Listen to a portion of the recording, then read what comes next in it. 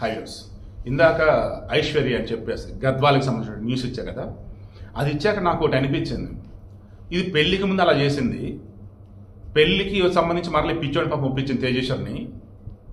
నాకు నేను ఒకళ్ళు ఇన్స్టాగ్రామ్లో పంపితే అరే ఇది ఇవ్వాలి కదా అనిపించింది. సోను అనకూడదు చెత్తముండా వెనకాల అట్టే చేసిన వీడియో చూడండి. ఎంగేజ్మెంట్ సమయంలో ఏమంటుంది, రొంగగలుడు వద్దంటుంది. అవునా? అయ్యో ఎవరో పిచ్చి రఘువంశీ పాపం అన్యాయంగా చనిపోయారు ఆ పిచ్చోడా.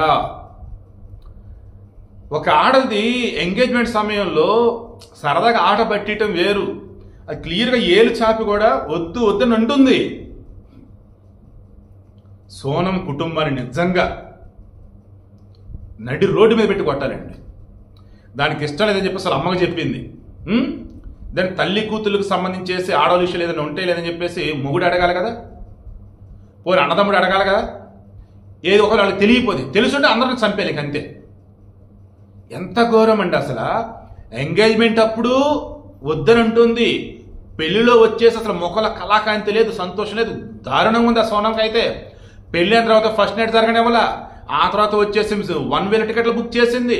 అండ్ ఇండోర్లో వచ్చేసి పెళ్ళైన తర్వాత కొద్ది రోజులకి పెళ్ళైంది, ఇండోర్లో ఉండాలి, బట్ ఇంట్లో చెప్పడం బయటికి వెళ్ళిపోయింది, హోటల్లో మటర్ స్కెచ్లు వేస్తా ఉంది. అండ్ ఎప్పటికప్పుడు రాజ్ కుష్వా గారితో ఫోన్లో మాట్లాడుతుంది.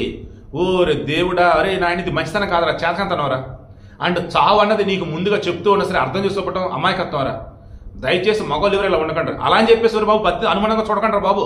కొంతమంది ఆడపాపం సరదాగా ఫంక్షన్స్లో వద్దు వద్దు అని వెనక్కి వెళ్ళటం మీద చేస్తూ ఉంటారు. అడగండి, ఏం పర్లేదు, ఉంగరం అడుగుతుంది. అమ్మ నీకు ఇష్టమైన పెళ్ళి అని అడగండి. తాళి కట్టే ముందు కూడా మొన్న మధ్య వీడియో చూసాను ఒకటి.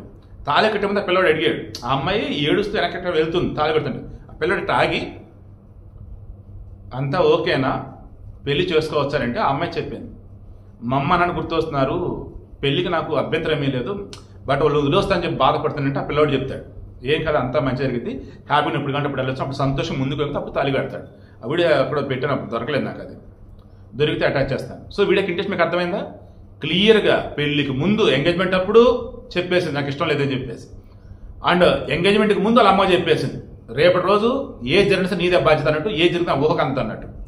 అండ్ ఈ పెళ్లి మూమెంట్లోనూ అలాగే చచ్చింది, అది పెళ్ళైన తర్వాత అలాగే ఉంది, హనీమూన్కి వెళ్దాం ఉన్నప్పుడు అలాగే ఉంది, హనీమూన్కి వెళ్తున్న దారిలో అలాగే ఉంది. ఊరు బాబా అడ్డుగడుగునా కూడా రాజా రఘువంశీకి చెప్తూనే ఉంది, నిన్ను చంపేస్తాను రాను, లేదన్నప్పుడు నాకు నువ్వంటే ఇష్టం లేదు రాను. పాప మా పిచ్చాడు అమ్మాయికుడు నమ్మేశాడు, అన్యాయంగా చనిపోయాడు. సో ఇకనైనా అమ్మాయిలైనా అబ్బాయిలైనా ఎంగేజ్మెంట్కి ముందైనా ఎంగేజ్మెంట్ తర్వాతైనా పెళ్లికి ముందైనా పెళ్లి తర్వాతైనా ఒకళ్ళకొకరు ఇష్టం లేకపోతే చెప్పడం తప్ప చంపొద్దు, చంపుకోవద్దు, కనీసం మనుషులుగా బతుకుతున్న విషయం మాత్రం మర్చిపోవద్దు.